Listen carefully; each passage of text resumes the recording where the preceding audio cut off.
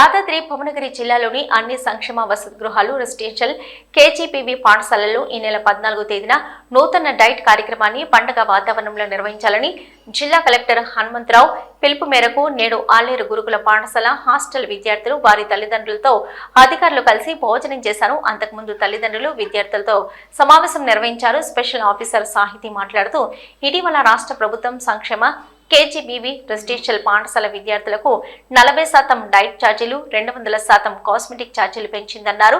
గురుకుల విద్యార్థుల కోసం పౌష్టికాహారాన్ని అందిస్తున్నారని, విద్యార్థుల తల్లిదండ్రులను ఈ కార్యక్రమానికి ఆహ్వానించి వారి సమక్షంలో వేడుకలను ప్రత్యేకంగా నిర్వహించామని వివరించారు.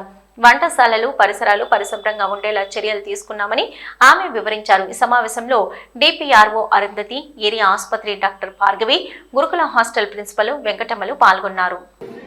మనం సెకండ్ సాటర్డే మాత్రమే విజిటింగ్ రావాలి, మిగతా టైంలో రావద్దని చెప్పి మీ అందరినీ చేతులు జోడించి వేడుకుంటున్నాను. ప్రిన్సిపల్ గారికి సహకరిద్దాం, మన పిల్లల భవిష్యత్తుకు బాగులేద్దాం.